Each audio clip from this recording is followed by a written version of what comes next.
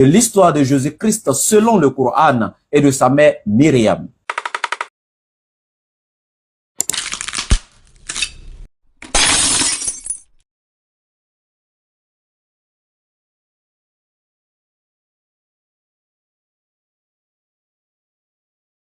Alhamdulillah, que la prière, les bénédictions, la paix, la miséricorde infinie soit sur le prophète Muhammad alayhi salatu wassalam, la meilleure des créatures, l'imam des prophètes, le sceau des messagers, Muhammad alayhi salatu wassalam, celui qui a été envoyé comme miséricorde à l'univers, celui qui, lui seul, était chaque prophète et chaque messager. En d'autres termes, celui qui a eu en lui seul toutes les qualités de tous les prophètes et les messagers qui l'ont précédé. Et comme il le dit, chaque prophète et messager envoyé avant moi était une partie de moi sans savoir qu'ils étaient moi. Alors, ce prophète, alayhi salatu wassalam, mon frère, ma soeur, qui t'a aimé, qui m'a aimé, qui nous a aimés avant même que nous naissions.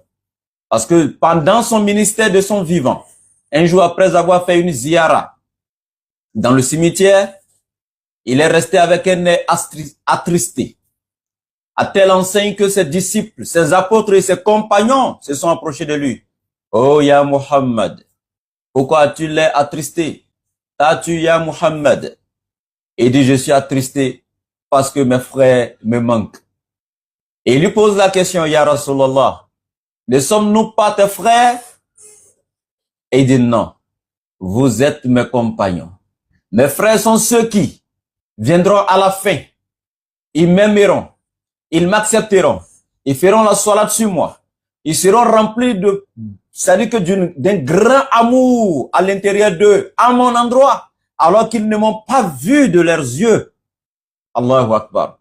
Et aujourd'hui, mon frère, ma soeur, si tu aimes le prophète Muhammad alayhi salatu wassalam, si tu es fier d'être le frère et la sœur du prophète alayhi salatu wassalam, dis-le nous dans les commentaires, Inch'Allah. Fier d'avoir aimé ou fier d'aimer le prophète alayhi salatu wassalam. Mettez un cœur pour Rasulallah. Et celui-là même qui, tous les prophètes qui l'ont précédé, ont aimé ou ont voulu à un moment donné être ses compagnons plutôt que d'avoir le titre de prophète ou de messager. Ils ont trouvé perdre leur titre de prophète et être compagnon de Mohammed était plus méritoire pour eux. Allahu Akbar. Vous ne connaissez pas ce grand homme. Alhamdulillah. Je vous lance après ici d'avoir prié sur le prophète, la salutation des habitants du paradis, celle qu'Allah a établie sur la terre entre les croyants, par laquelle ils doivent se saluer, se rendre la salam mutuellement. Il décolle avec la paix qui transite par la miséricorde et qui atterrit avec la bénédiction seigneuriale. Je vous dis assalamu alaykum wa rahmatullahi wa barakatuh, mes frères et sœurs en islam. Et bonsoir à tous mes frères et sœurs en Adam, selon vos différentes positions géographiques. Alhamdulillah, nous sommes ici ce soir, une fois de plus, dans notre belle émission, le voyage spirituel de l'internaute. L'émission à travers laquelle nous voyageons spirituellement avec nos internautes. Un voyage dont tu n'es pas obligé d'avoir un passeport. Un voyage dont tu n'es pas obligé d'avoir un visa. Un voyage dont tu n'es pas obligé d'avoir un billet d'avion.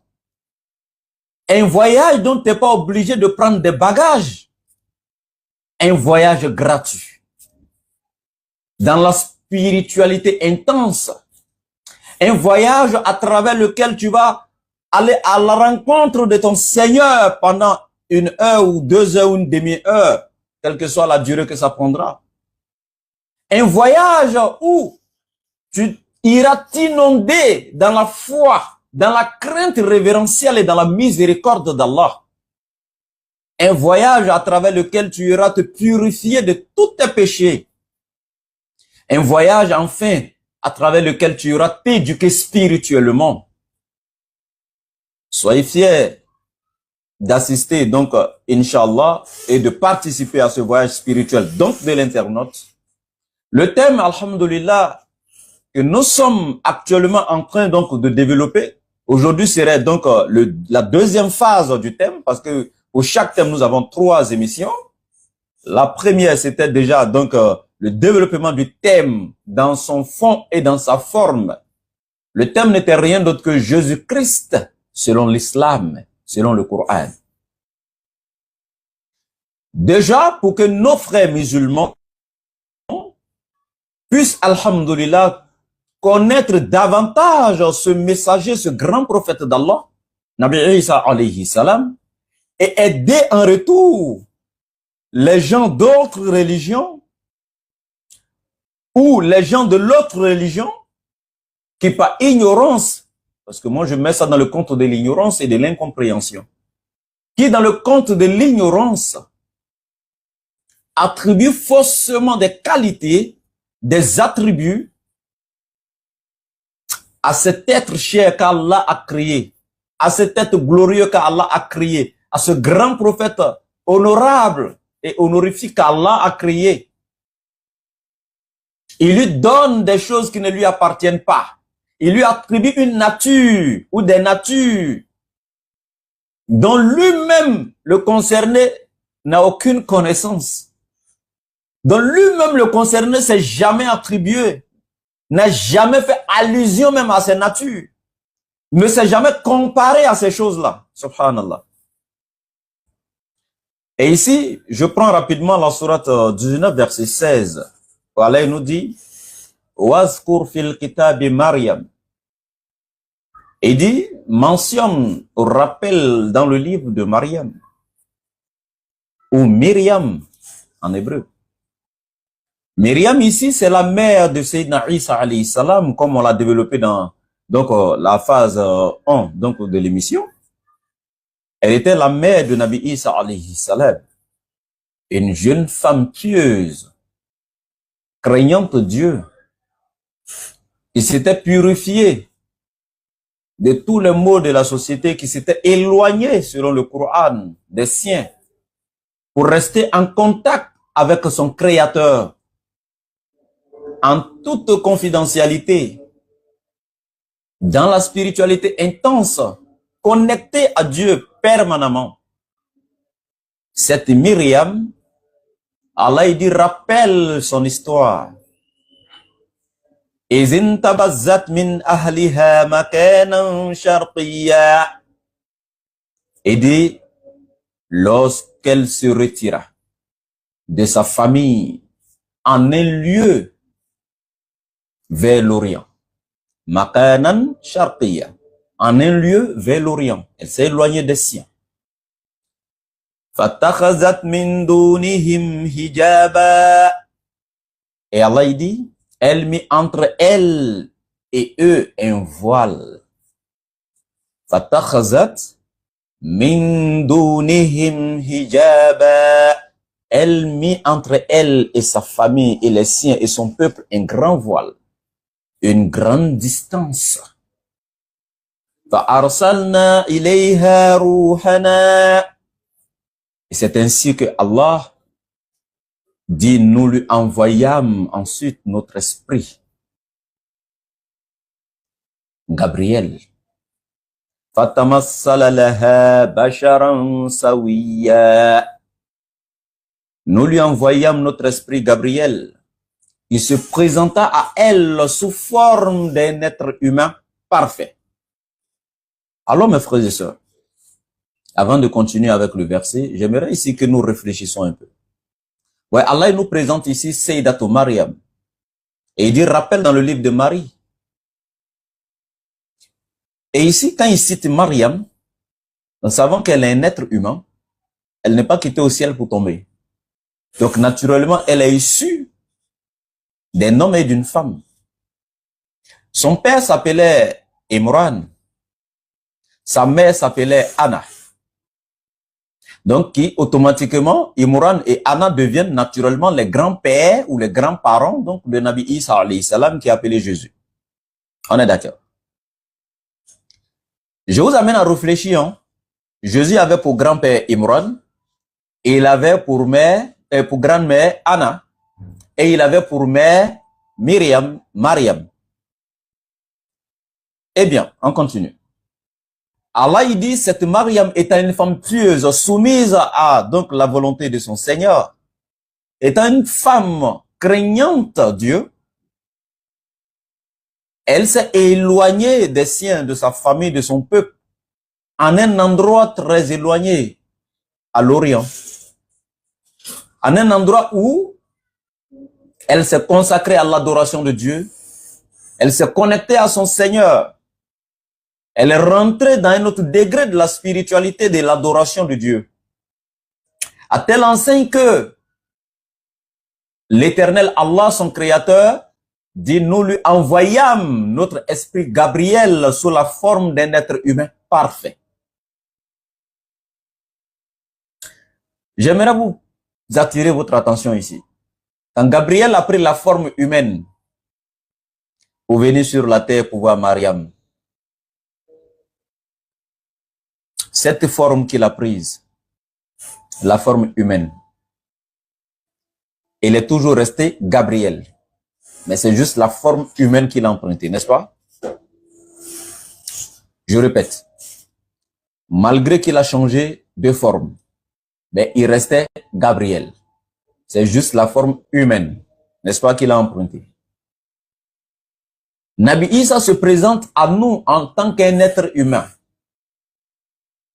Dans tous les livres saints, que ce soit dans le Coran, que ce soit dans d'autres livres que je ne citerai pas, sauf si les internautes m'amènent à y aborder, parce que si les questions font allusion à d'autres choses, je serai obligé de m'y référer. Mais ici, je reste dans le cadre donc du Coran.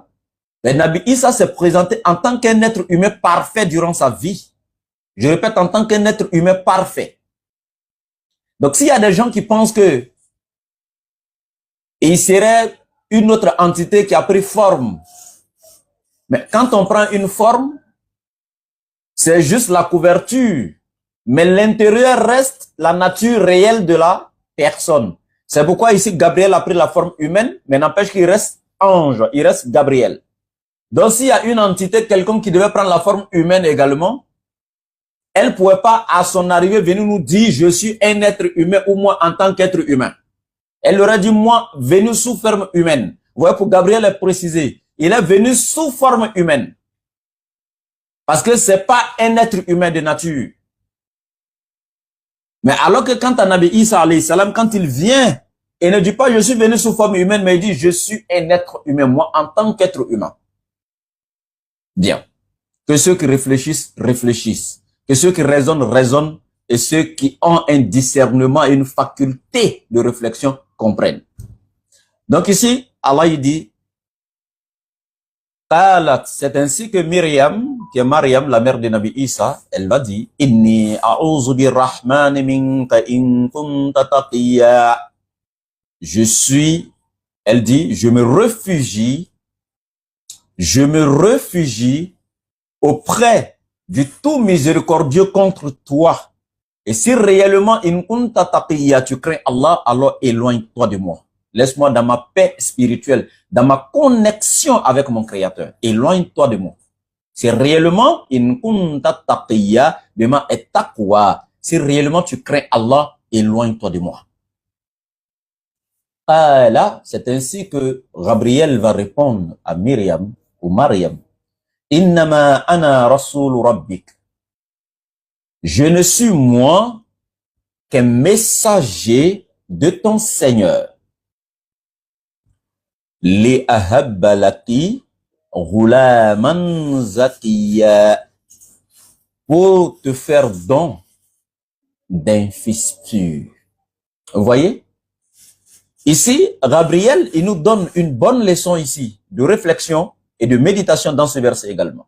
Pendant que Myriam pensait que c'était un être humain, et connaissant les jeunes hommes, quand ils voient une jeune belle fille et tout ça, les intentions qu'ils ont et autres, elle automatiquement va se présenter à cet homme ou à cet être qu'elle pensait être un être humain. Elle va lui donner son identité, sa nature, et ses valeurs et ses principes automatiquement. Non, moi, si tu crées Allah, éloigne-toi de moi, je suis pas une prostituée, moi, je suis pas... En fait, éloigne-toi de moi avec tes intentions, tu vois. Donc, du coup, ma soeur, toi, tu dois avoir cet esprit-là. Quand tu vois un bandit qui s'approche de toi, là, avec une intention bizarre, faut couper court. Et moi, je suis une servante d'Allah. Je suis une craignante de Dieu. Je suis une musulmane pieuse. Éloigne-toi de moi si tu crains Allah. Voici ce qui doit être tes propos face à un bandit qui vient vers toi. Je répète, un bandit, il y en a qui viennent avec de bonnes intentions. Et si tu dois faire ça à tout le monde, tu vas rester seul, tu vas pas avoir mari. Hein. Il y a des ceux qui viennent avec de mauvaises intentions. Mais si c'est une bonne intention, khalas. Donc, elle va se présenter de la sorte à Sayyidina Jibril alayhi salam, qui aussitôt va lui dire, Ana Rasoul Rabbik, je ne suis qu'un messager de ton Seigneur. Regardez. Je ne suis qu'un messager de ton Seigneur qui est celui qui t'a créé, celui que tu adores, celui que tu pries, celui pour qui tu es soumise. Mais regardez ce qui se passe. Pour te faire don. Par la permission de ton Seigneur, pour te faire don de quoi? Un fils pur. Regardez, pas pour te faire don de ton Seigneur. Elle ne met pas au monde son Seigneur. Il aurait dû dire, je suis venu de la part de ton Seigneur pour te faire don de ton Seigneur. Non. Est-ce que le Seigneur est un don? Non. Lui, il est le donateur par essence et par excellence. Le donateur suprême. Celui qui distribue. Celui qui ne reçoit pas, qui n'est pas dans le besoin. Il n'a pas dit pour te faire don de ton Seigneur. Pour te faire transfert de ton Seigneur. Pour que par toi, ton Seigneur puisse venir sur la terre. Non. Pour te faire don d'un fils. D'abord, un. Don. Le Seigneur n'est pas un don. Deuxièmement, d'un fils. Le Seigneur n'est pas un fils. Mais je viens de la part de qui ton Seigneur pour te faire un don. De qui un fils, de la part de qui ton Seigneur. Allahu Akbar. Il faut avoir besoin d'aller se faire revoir ou d'aller vous faire, aller revoir vraiment le système de facultés qu'on a vraiment dans un garage spirituel pour comprendre ça. Sinon, je sais pas moi. En tout cas, il faut avoir besoin vraiment que, voilà, on essaie de retoucher des choses après avoir expliqué un verset comme ça que tu penses que c'est le Seigneur lui-même qui est venu à travers Myriam. Talat, elle va ensuite répondre à Gabriel. Ana yakunu li ghulamun, puis-je moi avoir un fils, un enfant? Walam yamsasni basharun, alors qu'aucun homme ne m'a touché. Walam aku bariya, alors que je ne suis pas une prostituée. Voici la partie qui m'intéresse aussi. Il y a des gens qui nous disent, si vous pensez que Nabi Isa alayhi salam est un être humain pur comme tous les autres, qui est son père? Allahu Akbar. Regardez, parce que Myriam a dit, comment pourrais-je avoir un fils? Anna yakunu li ghulamun, pourrais-je avoir un fils? Walam yamsasni basharun, alors qu'aucun homme ne m'a touché. Walam aku bariya, alors que je ne suis en aucun cas une prostituée. Alors comment pourrais-je avoir un fils? Vous voyez? Et donc comme elle, pour avoir un fils sans l'intervention d'un gamète mâle, eux ils ont trouvé que ça là c'est impossible. Allahu Akbar. Aujourd'hui il y a des femmes. Allah même a donné encore à l'être humain une connaissance scientifique développée dans la médecine à tel enseigne où l'être humain arrive à donner enfant aujourd'hui à une femme sans l'intervention d'un gamète mâle. Direct. Sans s'accoupler avec elle. On prend les éléments qu'il faut déjà pour féconder l'ovule et puis c'est fini. On transfère en elle et puis c'est fini. Maintenant, ces éléments que l'être humain a en lui, là, c'est Allah qui a créé pour mettre dans l'être humain. Donc, prends ces éléments-là, créés ou sortis ces éléments-là du néant, tel qu'il a sorti les cieux du néant, la terre du néant. Parce que si ils doivent nous dire que Allah ne peut pas sortir un enfant comme ça, mettre dans le ventre de Mariam sans l'intervention d'un gamète, mais Allah a sorti les cieux du néant, il a sorti la terre du néant. Badi'us samawati wal ard, c'est lui qui a sorti les cieux et la terre du néant sans un modèle précédent avant. C'est lui qui a créé et il a établi. T'as sorti ça de quelque chose. Ça veut dire qu'il peut faire sortir un être humain du vide, du néant comme ça, sans le sortir d'un père, d'une mère, de la terre. Parce qu'Adam même lui, il est sorti de quelque chose, lui, il est sorti de la terre. Je dis bien, Allah, il peut faire sortir un être humain du néant. Ça, c'est mon Dieu, Allah.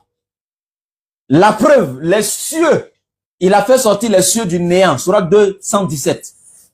Il a fait sortir la terre du néant, sourate 217, Badi'us samawati wal ard. Innama arada shay'an fa innama yakulu lahu kun fayakun. Quand il désire une chose, son commandement consiste à dire soit et elle est. Lui n'est pas obligé de sortir d'une chose, de forcément une matière. Quand il veut, il le fait. Donc Allah, le fait tout simplement de déposer Nabi Isa dans le ventre de Sayyidatou Maryam sans l'intervention d'un gamète mâle, ça dit que ça c'est tellement facile pour mon Seigneur, et c'est pourquoi Gabriel va dire à Maryam, Kala, il va lui dire, Kazaliki, c'est ainsi, Kala Rabbuki, ton Seigneur dit, Huwa alayya hayyin, cela lui est tellement facile, Allahu Akbar. Hein? Et regardez comment Allah il parle. Dis-lui, Gabriel, que cela pour son Seigneur est tellement facile. Huwa alayya hayyin. Hayyin, c'est trop facile. En fait, c'est même pas tellement, je sais pas à quel niveau je vais décrire cette facilité-là, en fait. Parce que déjà, Allah n'a jamais même eu une complication. Ça, il faut comprendre. Lui-même là, Allah, en fait, il n'y a jamais de complication pour Allah. Tout est facile pour Allah. Montrez-moi une seule chose que Allah n'est pas capable de faire. Ça n'existe pas, mon frère, ma soeur. N'est-ce pas, Nabi Isa alayhi salam, lui-même de son vivant pendant son ministère, qui a dit, en pointant de son index une pierre, que de cette pierre, Dieu peut faire sortir des êtres vivants. Alors, s'il est capable de sortir d'une pierre dépourvue de toute vie et de toute raison, une pierre, si Nabi Isa lui-même dit que l'éternel Allah est capable de faire sortir des êtres, à plus forte raison sortir Isa de Mariam, cela ne serait pas plus facile. Ne vous est pas parvenu l'histoire de Samoud, le peuple de Samoud, à qui a été envoyé leur frère Soli, à son temps, quand ils ont demandé un miracle. Et lequel miracle? Que cette montagne-ci puisse mettre au monde ou puisse mettre bas. De quoi? D'une chamelle. Et Allah, par sa puissance, par son pouvoir, son omnipotence, Allah, au temps de Sayyidina Sali, devant le peuple de Samoud, qui ne croyaient pas en Allah et qui ont défié Allah, de permettre que cette montagne puisse mettre au monde une chamelle. Et chacun a demandé une couleur. Chacun, une personne pourrait dire, moi je veux que la montagne mette bas.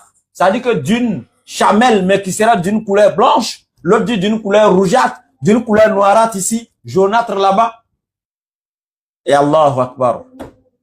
Les gens ont entendu la chamelle, et pour ne pas dire la montagne. Une pierre dépourvue de toute vie, de toute raison. Les gens ont entendu la montagne frémir, bouger. Allahu Akbar. Faire sortir des sons. Quand une femme pousse et qu'elle veut accoucher, le même son, les mêmes sensations. Allah a opéré ce miracle. Les gens ont vu la chamelle sortir de la montagne à part la permission d'Allah. Ça, c'est des choses qu'Allah a déjà fait. Avant même que Mariam, la mère de Jésus, n'existe. Allah a fait ça depuis le temps de Samoud. Faire sortir une chamelle d'une montagne. Si quelqu'un qui n'est pas musulman vient contredire cette histoire musulmane-là, c'est qu'il a contredit Nabi Isa lui-même, qui dit, de cette pierre, Dieu peut faire sortir des êtres. Et Allah, au temps de Samoud, d'une pierre, il a fait sortir quoi? Une chamelle, un être vivant. Et vous voulez quoi? Vous pouvez contredire ça? Si vous contredisez ce miracle d'Allah dans le Coran, vous avez contredit Nabi Isa parce qu'il a dit, de cette pierre, Dieu peut faire sortir des êtres. Alors si tel est le cas, cette histoire est authentique. Allah a fait sortir une chamelle d'une montagne. C'est Isa qui ne peut pas faire sortir de Mariam sans l'intervention d'un gamète mâle. Réfléchissez un peu, les gars. Et pour terminer, Allah dit وَلِنَجْعَلَهُ آيَةً لِلنَّاسِ. Et cet être-là, ce fils-là, que je donnerai à Sayyidatou Mariam, وَلِنَجْعَلَهُ آيَةً لِلنَّاسِ, il sera un signe pour les gens, وَرَحْمَةً مِنَّا, et une miséricorde de notre part.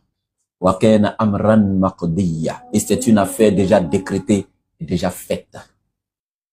Donc, je m'arrêterai là. C'était tout simplement un petit rappel sur le thème, mais la dernière fois, nous l'avons développé dans son fond et dans sa forme, le thème.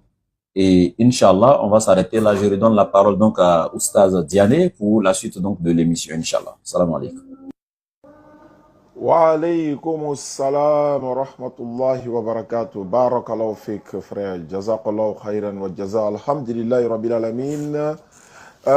Merci à ceux qui nous suivent à travers le monde. Déjà, faites les demandes, faites vos demandes pour pouvoir monter, pour poser des questions sur le sujet, Inch'Allah, Jésus-Christ dans le Coran. C'est l'émission du jour. Vous êtes les bienvenus dans l'émission Le Voyage spirituel de l'internaute, Inch'Allah.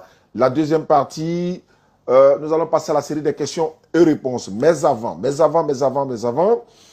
la série des questions et réponses, je vais essayer de contacter une sœur qui est de l'autre côté, je crois qu'elle est au Bénin. Elle souhaite se convertir en islam. Je vais l'appeler, je vais passer, n'est-ce pas, le phone à Ibrahim, le laboratoire qui est à l'honneur aujourd'hui. Et il va faire la conversion, mais je vais rétablir d'abord le contact et puis lui faire la passe, Inch'Allah ta'ala. C'est l'islam qui triomphe. Voilà. Allô? Bonsoir, ma soeur. Oui, par la grâce d'Allah, ça va bien, par la grâce d'Allah. Alhamdulillah, Rabbil Alamin. On m'a donné votre numéro, mais ne quittez pas. Ne quittez pas et vous allez recevoir quelqu'un tout à l'heure. Il va essayer de vous poser des questions et puis on va voir voilà, dans quelle mesure on peut vous aider. Vous êtes là? D'accord. D'accord, ne quittez pas.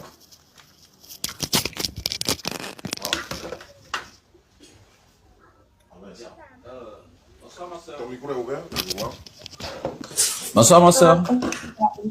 D'accord. Vous allez bien? Oui. D'accord. Quel est votre nom? Quel est votre nom? Vous dites? Sidonie. Sidonie. Ok, merci beaucoup. Vous voulez devenir musulmane? Oui. J'aimerais savoir, est-ce que vous voulez devenir musulmane parce que quelqu'un vous a promis de l'argent ou un mariage ou quoi que ce soit? Non. Est-ce que c'est par contrainte? Quelqu'un vous dit si vous ne devenez pas musulmane, ils vont menacer votre vie ou je sais pas quoi? Non. D'accord. Donc, en toute liberté, vous décidez de devenir musulmane, c'est ça? Oui. D'accord. On va procéder rapidement à votre conversion qui n'est pas difficile. Vous allez tout simplement lever l'index droit. Connaissez l'index? Oui. D'accord. Oui. Et vous allez prononcer juste une phrase avec moi mot à mot et ensuite je vous donne la définition de la phrase. Ça peut aller? D'accord. D'accord. Levez l'index droit avec moi. Répétez. Ashhadu. Ashhadu An. an La ilaha. la ilaha La ilaha. la ilaha Illa. illa Allahu. Allah Wa. wa Ashhadu. ashhadu Anna. anna Muhammadan. Muhammadan Rasulullah. Rasulullah. Vous étiez chrétienne? Oui. Donc ajoutez wa Anna. Wahana Isa. Isa, Rasulullah. Rasulullah. Donc, je dis ça en français. Vous venez de réciter la formule donc, de l'attestation de foi à travers laquelle nous nous convertissons à l'islam, dont le prophète nous dit, c'est une formule légère à prononcer sur la langue, mais qui pèse en poids plus que les cieux et la terre et leur contenu, donc réunis.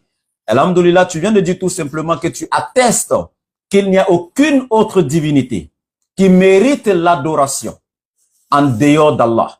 Tu viens d'attester, d'affirmer et de réaliser l'unicité d'Allah. Et tu dois appliquer cela dans chaque moment de ta vie, dans chacune de tes pensées et dans chacun de tes actes. Tu dois avoir une conception nette de l'unicité d'Allah dépourvue de toute idée d'idolâtre et de polythéisme.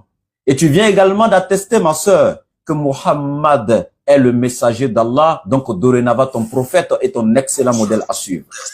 Bienvenue à l'islam, ma sœur. Sache que, à travers cette formule proférée, à travers cette conversion, à l'instant T, depuis ta naissance ou peut-être l'âge de ta puberté, où tes actions ont été prises en compte jusqu'à aujourd'hui, Allah vient de pardonner tous tes péchés commis dans le passé. À l'instant T où tu viens de prononcer cette formule, tous tes péchés sont effacés. Tu viens d'être purifié de tous tes péchés comme si tu venais de naître de nouveau. Et l'avantage encore, et ce qui est intéressant parce qu'Allah est tellement miséricordieux, c'est qu'il ne pardonne pas non seulement tes péchés en les jetant dans une poubelle, mais il les pardonne et il les convertit en bonnes actions et qu'il les place encore dans les balances de tes bonnes actions, ma soeur. Vous voyez, Allah est tellement immense dans sa miséricorde, il est tellement magnanime et doux, grand pardonneur, très compatissant, à telle enseigne que, quel que soit le nombre d'années que tu as fait dans l'égarement, dans le péché, ou peut-être dans d'autres circonstances de vie, dans la désobéissance à Allah, quand tu reviens à Allah repentant, soumise et humilié, wallahi, ton Seigneur te pardonne tous tes péchés. Et c'est actuellement dans cette condition que tu es. Et tu es tombé sur une émission à travers laquelle actuellement nous sommes en train de parler de l'histoire de Jésus-Christ selon le Coran et de sa mère Myriam. Alors ma soeur, je demande à Allah la foi, la crainte, le caractère et la religiosité et la piété de Sayyidatou Myriam, la mère de Jésus, qu'Allah t'accorde la même chose. Religiosité et la piété. Amen. Et je lui demande de te donner un fils pieux, un enfant pieux à l'instar de Nabi Isa alayhi salam. Merci et bienvenue à l'islam, Oustaz. D'accord, non, c'est bon. Merci beaucoup. Recevez.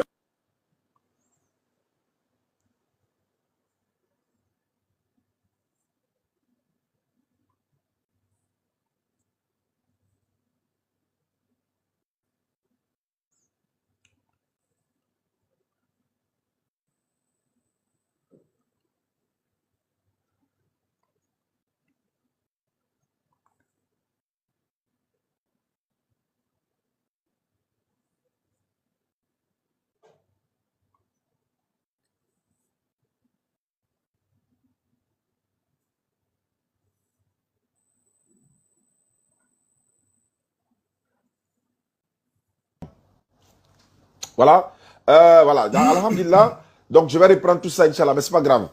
Mon micro était fermé. Donc, je rappelle que la soeur qui vient de se convertir à l'islam, elle est du côté du Togo, Bénin.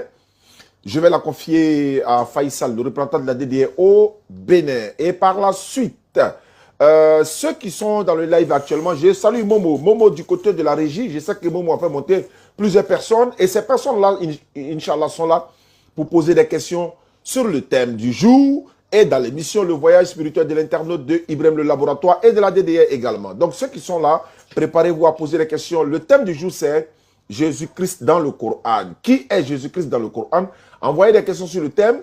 Voilà. Et puis, ça va se savoir. Alhamdulillah Rabbil Alamin. C'est la suite de l'émission du thème, Inch'Allah. Et puis, dans les jours à venir, on fera d'autres thèmes. Et bon, je vais commencer par l'ordre chronologique. Hein. Lévi-Strauss. Salam alaikum. Wa alaikum salam wa rahmatullahi wa barakatuh. L'invité de la rédaction t'écoute. Ibrahim le Laboratoire est là pour répondre à vos questions. À toi, Lévi-Strauss. Ok, merci beaucoup. Moi, je suis musulman déjà. D'accord. Ok, mais comme le sujet est très important, donc moi je voudrais d'abord vous demander quel enseignement Jésus-Christ a donné sur le mariage dans la Bible. Est-ce que ça existe? D'accord. Quel enseignement Jésus-Christ a-t-il donné dans le mariage dans la Bible? C'était un peu contraire à l'émission, mais bon, le laboratoire, c'est lui qui répondra à la question. Il verra s'il pourra répondre à la question ou pas. Et si ça rentre dans le cadre du thème, Inch'Allah. Il demande qu'est-ce que Jésus-Christ a donné comme enseignement sur le mariage dans la Bible. Inch'Allah. Je le passe. Oui, Oui? excusez-moi, hein, oustaz. Vous savez pourquoi la question je l'ai posée? Vous me recevez? Ah, tu n'entends pas? Ouvre ton micro. Mets le volume sur toi. Oui, allons-y. Vous savez pourquoi j'ai posé la question? Parce qu'un jour, j'ai suivi le débat des chrétiens sur le mariage des musulmans, soit disant que le Coran a dit de torturer la femme, de frapper la femme. Vous comprenez? Ah non, ferme ton micro. Vous voyez au sage? Ok. Donc, il parlait du mariage dans le Coran. Mais vous savez, ils interprétaient mal le Coran. Comme nous, on connaît déjà. Donc, moi aussi, je voudrais un éclaircissement, comme à peu près, nous sommes plus de 1000 personnes ici. Vous donnez exact, qu'est-ce que Jésus a donné comme enseignement sur le mariage? Que les chrétiens sont là. Donc, et en même temps, qu'est-ce que encore, vous allez parler du Coran et de la Bible, s'il vous plaît. D'accord, je pense qu'il a entendu la question. Allons-y.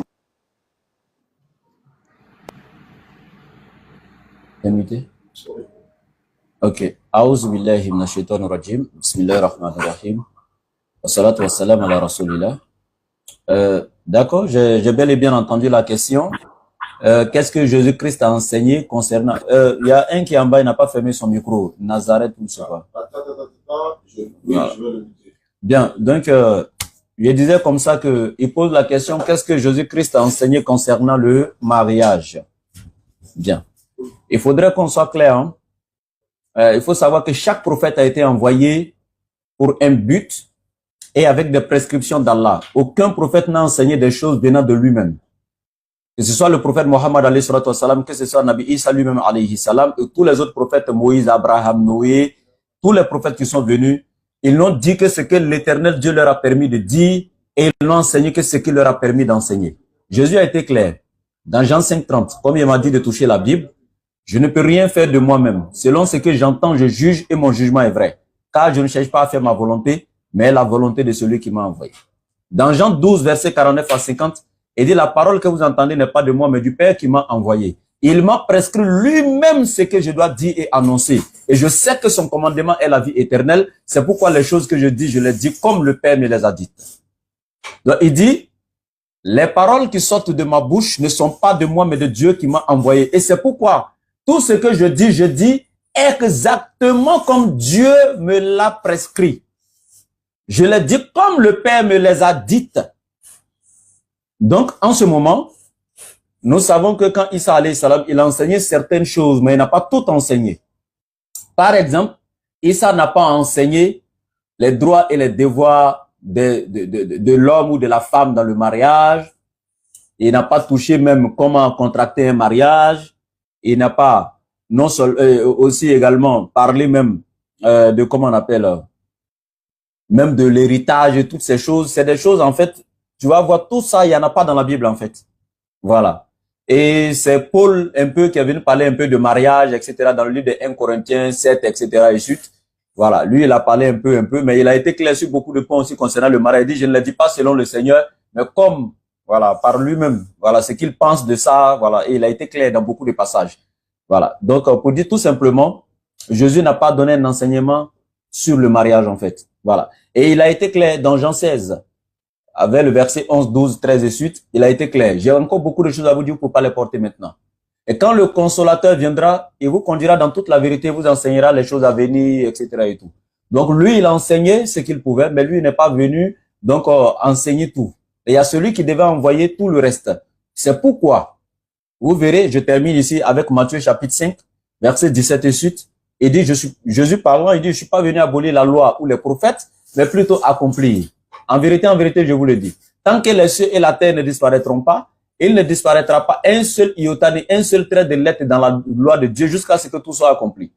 Vous voyez, il a conjugué le verbe à quel temps? Jusqu'à ce que tout soit accompli. Donc, lui n'était pas l'accomplissement de tout.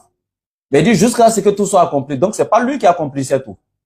C'est pourquoi dans la sourate 3, Allah, il dit, à partir du verset 5, la sourate 5, verset 3, Al-yawma akmaltu lakum dinakum wa atmamtu alaykum ni'mati wa raditu lakum al-islam ad-dina. Il dit aujourd'hui, j'ai parachuté pour votre religion. Quand c'est parachuté aujourd'hui par Mohammed, c'est que, quand c'est parachevé aujourd'hui par Mohammed, c'est que ça a parachuté quelque part. Pour que ce soit parachevé par lui, c'est que ça a parachuté quelque part. Donc c'était tout simplement, voilà, une suite. Chaque prophète vient, il enseigne quelque chose de bien précis à son peuple. L'autre vient par rapport aux réalités, aux besoins de son peuple, etc. Mais quand Mohammed vient, il vient avec la forme parfaite, universelle et définitive, qui englobe maintenant toute chose, tout enseignement. Donc, voici un peu ce que je pourrais donner comme réponse. Merci. Voilà, merci beaucoup. On va prendre Orencia. Orencia. Oui, bonsoir. Bonsoir. C'était ma femme.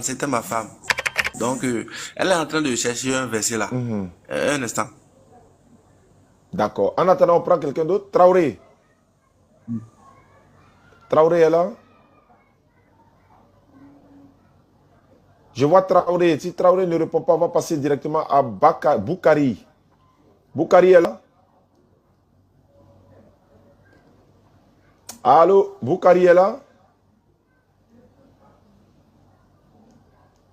Boukari ne répond pas. Si tu ne réponds pas, on est obligé de le faire descendre. Hein. Bon, El Nazar. Oui, bonsoir. Bonsoir, El Nazar. Ah, bonsoir, docteur. Ça fait un moment que je voulais discuter avec vous. Bon, aujourd'hui, c'est... Vous voulez discuter sur le sujet? Non, pas discuter. C'est, voilà, juste vous rencontrer comme ça, là. Voilà.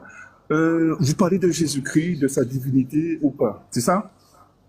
Non. On parlait plutôt de Jésus-Christ dans le Coran. D'accord. Bon, qui est-il dans le Coran? D'accord. Mais qui est-il dans la Bible? D'accord. L'invité va vous répondre.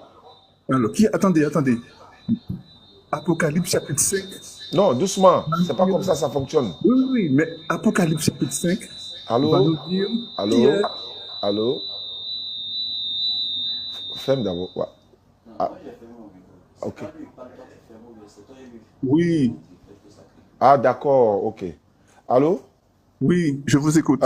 Je voulais vous dire, comme c'est une émission où vous montez pour poser des questions sur le sujet, maintenant, si vous parlez du... Qui est-il dans la Bible? Jésus-Christ qui est-il dans la Bible? Mais c'est à l'invité de répondre qui est-il dans la Bible.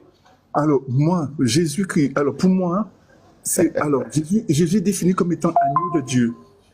Vous êtes d'accord avec moi? Dans l'évangile de Jean, ils l'ont vu passer, ils ont dit, voici l'agneau de Dieu. Attends, je vais passer la parole à la modérateur, il va mieux cadrer les choses. Allons-y, pour que tu puisses l'entendre. Ibrahim, tu l'entends?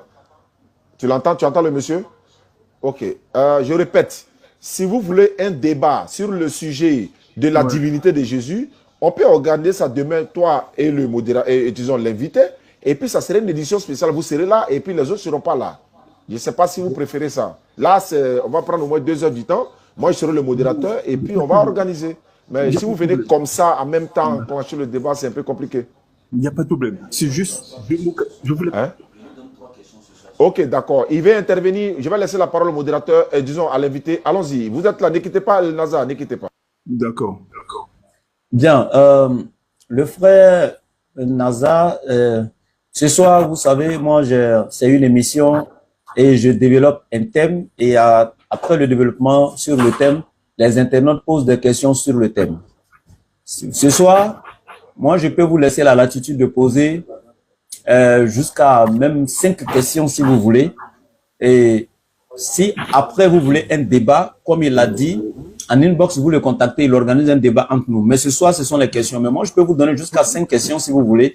Et même vous laisser peut-être un temps pour, si vous voulez utiliser des versets, les citer avant de poser des questions sur ces versets. Je vais vous laisser la latitude de prendre votre verset, de le lire et ensuite maintenant de poser la question sur le verset. Sauf que quand vous posez la question sur le verset, vous vous mutez, je donne la réponse et vous reposez. Même si dans ma réponse, vous avez suscité, ça suscite une autre question que vous pouvez poser, mais je peux vous laisser la lecture de poser quelques questions en tout cas. Mais sachez que c'est une série de questions.